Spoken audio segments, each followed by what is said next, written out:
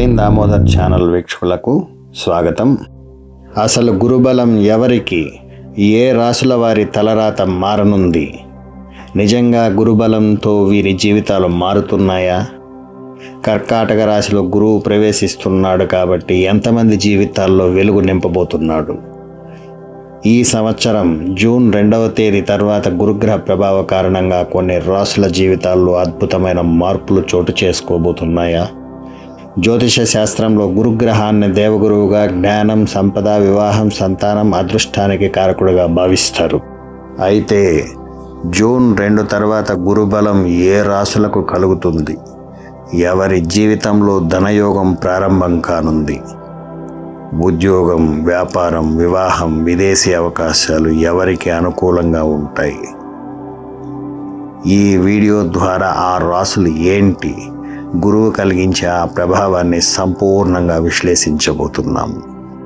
కాబట్టి వీడియోను చివరి వరకు తప్పకుండా చూడండి. మీ రాశికి సంబంధించిన అతి ముఖ్యమైన సమాచారం ఇందులో ఉండబోతుంది. జూన్ 2 తర్వాత మిథున రాశి వారికి ద్వితీయ స్థాన సంచారంచే గురుబలం చక్కగా ఉంటుందండి. ద్వితీయ స్థానంలో సంచరించే కాలం అత్యంత అదృష్టకరమైనదిగా పరిగణింపబడుతుంది. జాతక చక్రంలో 2వ ఇల్లు అనేది ధనానికి, కుటుంబానికి, వాక్కుకు, ప్రాథమిక విద్యకు మరియు భోజన అలవాట్లను సూచిస్తుంది. గురుగ్రహం ఈ స్థానంలో సంచరిస్తున్నప్పుడు ఈ రాశి వారికి జీవితంలో వివిధ రంగాలపై చూపే సమగ్ర ప్రభావాలు మరియు ఫలితాల గురించి పూర్తిగా తెలుసుకోబోతున్నామండి. గురుడు ధనస్థానంలో ఉండటం వల్ల ఆర్థికంగా అద్భుతమైన మార్పులు వస్తాయండి. ఆదాయ విషయంలో మీ రెగ్యులర్ ఆదాయం గణనీయంగా పెరుగుతుందండి.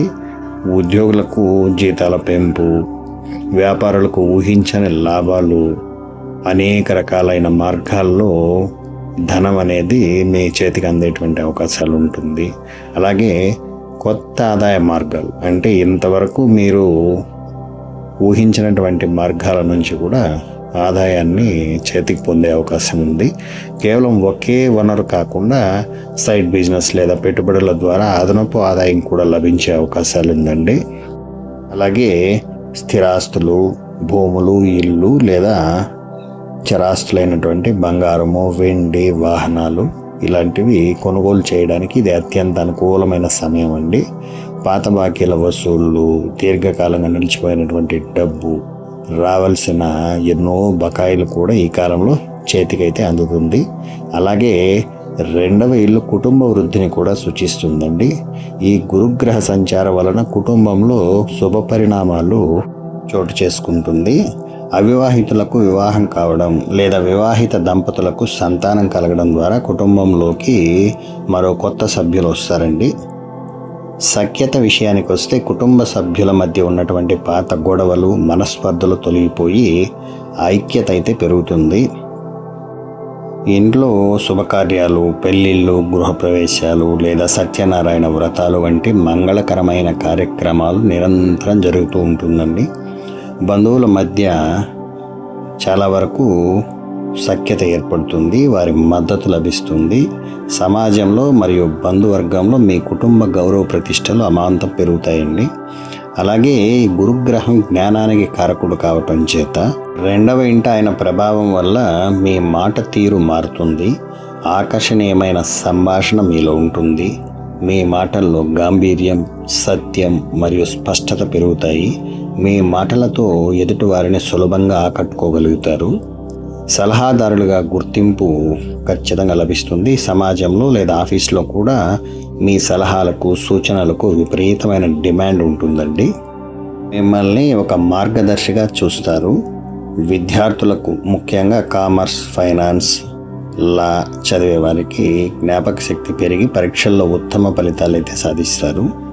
మరియు గురుడు తాను ఉన్న స్థానంతో పాటు తన నుంచి 5, 7, 9 స్థానాలపై దృష్టి ద్వారా ఈ స్థానాలు కూడా సానుకూల ఫలితాలు ఇవ్వనున్నాయండి. 6వ ఇంటిపై దృష్టి వలన శత్రు, రోగ, రుణ స్థానాలు కాబట్టి కోర్టు కేసులు లేదా లీగల్ సమస్యలు మీకు అనుకూలంగా పరిష్కారం అవుతాయి. దీర్ఘకాలిక ఆరోగ్య సమస్యల నుంచి ఉపశమనం లభిస్తుంది. పాత రుణాలు ఏవైనా ఉంటే, అంటే అప్పులు ఏవైనా ఉంటే పూర్తిగా తీర్చేసేటువంటి అవకాశం లభిస్తుంది. రుణ విముక్తులైతే అవుతారు. పోటీ పరీక్షల్లో విజయాన్ని కూడా సాధిస్తారండి. అలాగే 8వ ఇంటిపై దృష్టి అంటే ఆయుష్ గుప్తధన స్థానం కాబట్టి అనుకోకుండా ఇన్సూరెన్స్ డబ్బులు రావటం, పిత్రార్జిత ఆస్తి లేదా విల్ ద్వారా సంపద అయితే లభిస్తుంది. జ్యోతిష్యం, వేదాంతం, రీసెర్చ్ వంటి గుప్త విద్యలపై ఆసక్తి కూడా పెరుగుతుందండి. మీకు ఆకస్మిక ధనలాభం ఉంటుంది. 10వ ఇంటిపై దృష్టి అంటే కర్మ, ఉద్యోగ స్థానం కాబట్టి ఉద్యోగంలో పెద్ద ప్రమోషన్లు లేదా హోదా పెరిగే అవకాశాలు ఉంటుంది. ఉన్నతాధికారుల నుంచి ప్రశంసలు లభిస్తాయి. కొత్త వ్యాపారాలు ప్రారంభించడానికి లేదా ఉన్న వ్యాపారాన్ని బాగా విస్తరించుకోవడానికి అనుకూల సమయం. సమాజంలో అధికార హోదా కూడా దక్కే అవకాశాలు ఉంటుంది మీకు. తదుపరి కర్కాటక రాశి. ఈ రాశి వారికి జన్మ గురువు లేదా ప్రథమ స్థాన గురు సంచారం అని అంటారండి. వీరికి గురుడు సాధారణంగా ఒక రాశిలో సుమారు 1 సంవత్సరం పాటు ఉంటాడు. జన్మస్థానంలో గురుడి సంచారం మిశ్రమ ఫలితాలనైతే ఇస్తుంది. గురువు సహజ శుభగ్రహం అయినప్పటికీ జన్మరాశిపైకి వచ్చినప్పుడు మానసిక శ్రమనైతే పెంచుతాడు. కానీ అదే సమయంలో వ్యక్తిగత ఎదుగుదలకు, జ్ఞానానికి అద్భుతమైన పునాది వేస్తాడండి.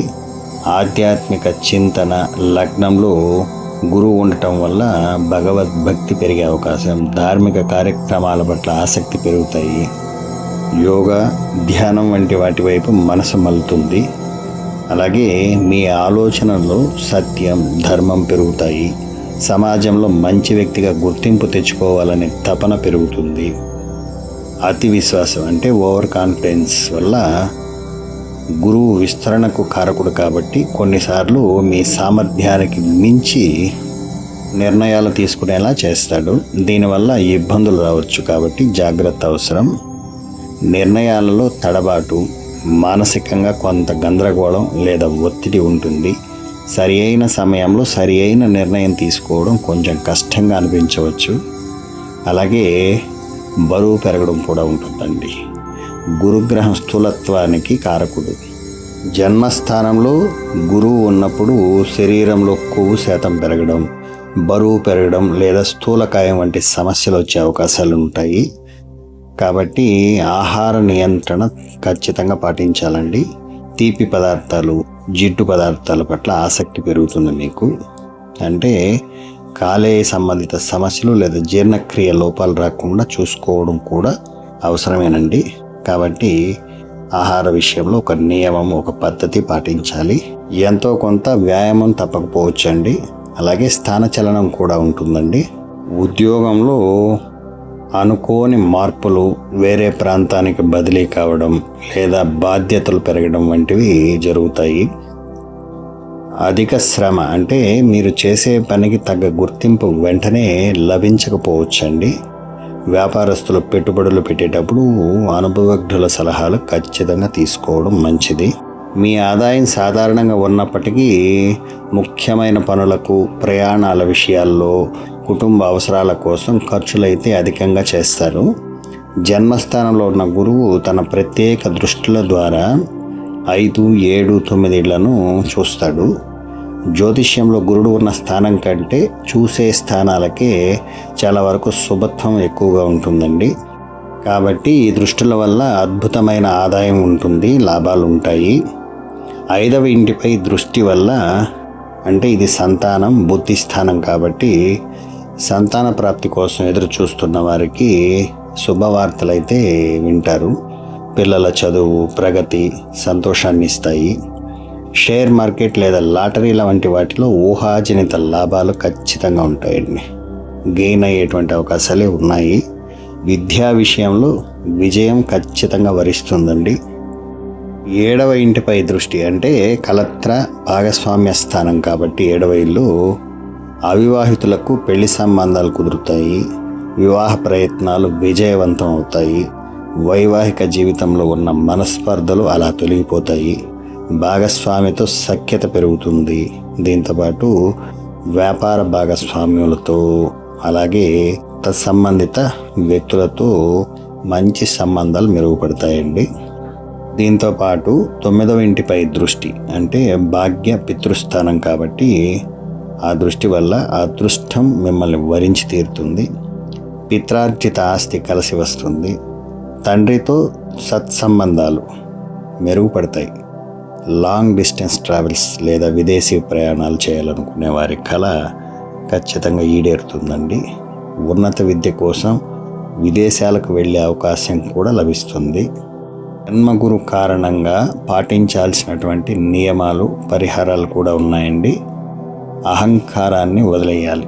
సమాజంలో మీ గౌరవం పెరిగినప్పటికీ ఇతరులను తక్కువ చేసి మాట్లాడడం లేదా అహంకారంతో వ్యవహరించడం వల్ల ఖచ్చితంగా నష్టపోతారు. ఆలోచించి మాత్రమే నిర్ణయాలు తీసుకోవాలి. పెద్ద మొత్తంలో పెట్టుబడులు పెట్టేటప్పుడు అనుభవజ్ఞుల సలహా తీసుకోవాలి. ఆరోగ్య పరిరక్షణ కోసం క్రమం తప్పకుండా వ్యాయామం చేయడం, కనీసం నడకైనా ఓ అరగంట పాటు నడవడం, సాత్విక ఆహారాన్నే తీసుకోవడం చాలా ముఖ్యమండి. 3 గురువారాలు శివాలయంలో దత్తాత్రేయ స్వామి గుడిలో ప్రదక్షిణ చేయటం లేదా 3 గురువారాలు ఆవుకు అరటి పండ్లు లేదా నానబెట్టిన శనగలు తినిపించడం, అలాగే వృద్ధులకు, బ్రాహ్మణులకు లేదా గురువులకు వస్త్రదానం లేదా అన్నదానం చేస్తే మరింత మంచి జరుగుతుందండి. తదుపరి రాశి కన్యారాశి. గురువు ఏకాదశ స్థాన సంచారం ఈ రాశి వారికి. అంటే వైదిక జ్యోతిష్య శాస్త్రంలో బృహస్పతి గోచార రీత్యా ఏకాదశ స్థానం అంటే 11వ ఇల్లులో సంచరించే కాలం జీవితంలోనే అత్యంత అనుకూలమైన లాభదాయకమైన సమయంగా పరిగణించబడుతుందండి. జాతక చక్రంలో 11వ ఇల్లు అనేది లాభస్థానం, కోరికల నెరవేర్పు, పెద్దల మద్దతు, స్నేహితులు మరియు సమాజంలో నెట్వర్క్ను సూచిస్తుంది. సహజ శుభగ్రహమైన గురుడు ఉపచయ స్థానమైన 11వ ఇంట్లో సంచరిస్తున్నప్పుడు అపారమైన విజయాలను ఇస్తాడు. అలాగే దీనికి సంబంధించిన పూర్తి వివరాలు ఇలా ఉన్నాయండి. 11వ ఇల్లు ప్రధానంగా లాభాలను సూచిస్తుంది కాబట్టి ఈ కాలంలో ఆర్థిక పరిస్థితి అద్భుతంగా మెరుగుపడుతుంది. మల్టిపుల్ సోర్స్ ఆఫ్ ఇన్కమ్, కేవలం ఒకే మార్గం నుండి కాకుండా 2-3 రకాల విభిన్న మార్గాల ద్వారా ఆదాయం లభిస్తుంది. పెట్టుబడులపై భారీ లాభాలు, గతంలో మీరు చేసిన పెట్టుబడులు, రియల్ ఎస్టేట్, షేర్ మార్కెట్ లేదా ఈక్విటీలు ఈ కాలంలో ఊహించని పెద్ద లాభాలను తెచ్చిపెడతాయి. వ్యాపారస్తులకు కస్టమర్ల సంఖ్య పెరిగి టర్నోవర్ భారీగా పెరుగుతుంది. కొత్త డీల్స్ సులభంగా కుదురుతాయి. కోరికల నెరవేర్పు విషయానికి వస్తే దీర్ఘకాలిక కలలు నిజమవ్వటం, మీరు చాలా కాలంగా అనుకుంటున్న పనులు, సొంత ఇల్లు కొనడం లేదా విదేశాలకు వెళ్ళడం, లగ్జరీ వాహనం కొనుగోలు చేయడం వంటి కోరికలు ఈ కాలంలో నెరవేరుతాయి. చాలా వరకు సమస్యల నుంచి విముక్తి కలుగుతుంది. గత కొన్ని సంవత్సరాలుగా మిమ్మల్ని వేధిస్తున్నటువంటి కోర్టు కేసులు, అప్పుల బాధలు లేదా శత్రు సమస్యల నుంచి పూర్తిగా బయటపడతారండి. సమాజంలో ఉన్నత హోదాలో ఉన్నటువంటి వ్యక్తులు, రాజకీయ నాయకులు లేదా పెద్ద బిజినెస్ మ్యాగ్నెట్స్తో మీకు స్నేహం ఏర్పడుతుంది. వారి సహాయంతో మీ పనులు వేగంగా పూర్తి చేసుకోగలుగుతారు. అలాగే స్నేహితుల మద్దతు ఉంటుంది. అన్నదమ్ములు, అక్కచెల్లెలు కూడా మీకు అన్ని వేళలా అండగా నిలుస్తారు. సామాజిక సేవా కార్యక్రమాల్లో పాల్గొనే అవకాశం లభిస్తుంది. 11వ ఇంట్లో ఉన్నటువంటి గురుడు తన ప్రత్యేక శుభదృష్టిల ద్వారా 3, 5, 7 ఇళ్లను కూడా చూస్తాడండి. ఈ దృష్టిల వల్ల కలిగే అద్భుతమైన ఫలితాలు ఇలా ఉంటాయి. 3వ ఇంటిపై దృష్టి అంటే పరాక్రమ స్థానం, అలాగే చిన్న తోబుట్టువుల స్థానం అండి. ఇది మీలో ఆత్మవిశ్వాసం, ధైర్యం పెరుగుతాయి. కమ్యూనికేషన్ రంగంలో ఉన్నవారికి, రచయితలు, జర్నలిస్టులు, సాఫ్ట్వేర్ ఉద్యోగులు అద్భుతమైన గుర్తింపు లభిస్తుందండి. వీరికి చిన్న ప్రయాణాలు బాగా కలిసి వస్తాయి. చిన్న తోబుట్టువులతో సత్సంబంధాలు మెరుగుపడతాయి. 5వ ఇంటిపై దృష్టి అంటే సంతానం, పూర్వపుణ్యఫలం, బుద్ధిబలం అనేటువంటి స్థానంలో ఈయన దృష్టి పడటం వల్ల సంతానం లేని వారికి సంతాన ప్రాప్తి కలుగుతుంది. పిల్లల చదువు, ఉద్యోగ విషయాల్లో గొప్ప పురోగతి కనిపిస్తుంది. అలాగే 7వ ఇంటిపై దృష్టి అంటే కలత్ర భాగస్వామ్య స్థానంలో పడడం వల్ల అవివాహితులకు అత్యంత అనుకూలమైన, యోగ్యమైన భాగస్వామితో వివాహం నిశ్చయం అవుతుందండి. అంటే మీరు ఊహించిన స్థాయి కన్నా మంచి స్థాయిలో సంబంధం కుదిరేటువంటి అవకాశం అయితే మీకు ఈ కాలంలో కలిసి వస్తుంది. వైవాహిక జీవితంలో శాంతి, ఆనందం వర్ధిల్లుతాయండి. భాగస్వామ్యంతో వ్యాపారం ఎవరైతే చేస్తూ ఉంటారో అటువంటి వారికి విపరీతమైన లాభాలు వస్తాయి. అలాగే ఉద్యోగంలో ఉన్నతాధికారుల నుంచి మద్దతు కూడా బాగా లభిస్తుంది. మీరు ఆశించిన ప్రమోషన్ మరియు జీతం పెంపు ఈ కాలంలో ఖచ్చితంగా అందుతాయండి. మీరు చేసే సేవలకు లేదా మీరు కనబర్చేటువంటి ప్రతిభకు కార్పొరేట్ రంగంలో లేదా ప్రభుత్వ రంగంలో అవార్డులు, ప్రశంసా పత్రాలు లభించేటువంటి అవకాశాలు ఎక్కువగా గోచరిస్తూ ఉన్నాయి. కొన్ని చిన్నపాటి జాగ్రత్తలు, పరిహారాలు కూడా అవసరం ఈ రాశి వారికి. గురుడు 11వ ఇంట ఉన్నప్పుడు దాదాపు అన్ని సానుకూల ఫలితాలే ఇస్తాడు. అయితే ఆదాయం ఎక్కువ రావడం వల్ల అహంకారం పెరిగే అవకాశం ఉందండి. ఇతరులను తక్కువ చేసే చూడటం లేదా డబ్బు విషయంలో నిర్లక్ష్యంగా వ్యవహరించడం చేయకూడదు. పేద విద్యార్థుల చదువులకి ఫీజులు కట్టడం లేదా పుస్తకాలు కొనివ్వడం వంటి సహాయం చేయడం మరింత మంచి ఫలితాలను ఇస్తుందండి. మిగిలిన రాశులకు పార్ట్ 2గా వీడియో చేస్తానండి. ఎందుకంటే ఒకే వీడియోలో సమయం ఎక్కువ పడుతుంది కాబట్టి ఇంకొక వీడియో చేద్దాం అనుకుంటున్నాను. ఈ వీడియో కనుక నచ్చితే ఓ లైక్ చేయండి, సబ్స్క్రైబ్ చేసుకోండి. అలాగే మీ ఫ్రెండ్స్కు, బంధువులకు షేర్ చేయండి. సర్వే జనా సుఖినో భవంతు. నమస్కారం అండి.